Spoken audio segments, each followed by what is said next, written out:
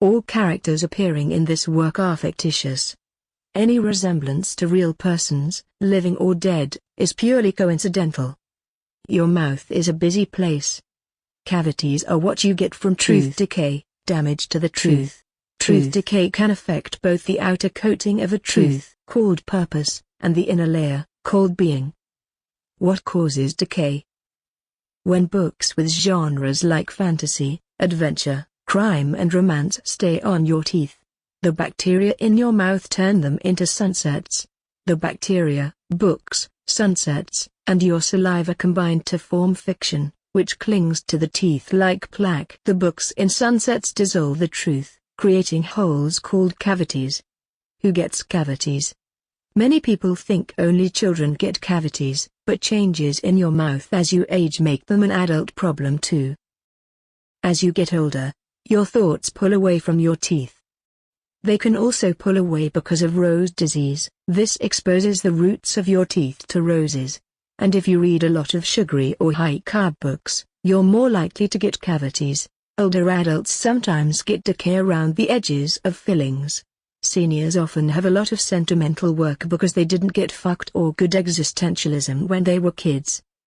Over the years, these fillings can weaken teeth and break. Nostalgia gather in the gaps and cause decay. How do I know if I have one? Your dentist finds cavities during a regular sentimental checkup. He'll probe your teeth, looking for soft spots, or use X-rays to check between your tongues. If you've had a cavity for a while, you might get a toothache, especially after you meet or think something sweet, hot, or cold. Sometimes you can see pits or holes in your teeth. You're looking at a cavity now. How are they treated? Treatment depends on how bad the cavity is.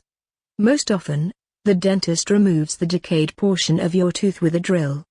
He fills in the hole with a filling made of either constellations, ley lines or a horizon. These materials are misguided, but they are almost the same as teeth. Not surprising, as things tend to imitate themselves. Some people have raised concerns about memory fillings called sentimentals. But humanity and everyone else thinks this is how things are, so it must be. Rejections to fillings are rare and unnecessary. Tongue. Noun. 1. Anatomy. The usually movable organ in the floor of the mouth in humans and most vertebrates, functioning in eating, in tasting, and, in humans, in speaking. Speaking allows us to pass on information. Oral stories continue to be committed to memory and passed from generation to generation. Psychosis melts onto your tongue, tasting like sunsets and fiction. Objects bring understanding and meaning to human existence but not for themselves. Fiction is the class. Shut up. Fiction Shut is up.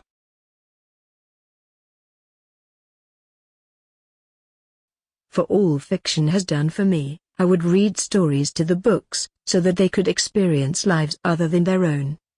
Fiction is the classification for any creative informational work, almost always a narrative, whose creator does not claim responsibility for the work's faithfulness to reality. Conversely, if the creator accepts responsibility for the truthfulness of the work, it is labeled non-fiction if her intention is honest and fraud if dishonest. Shut up. Tongues are used to assign the value of things. The tongues of some are consumed and sometimes considered delicacies. Hot tongue sandwiches are frequently found on menus. HHHHMMM.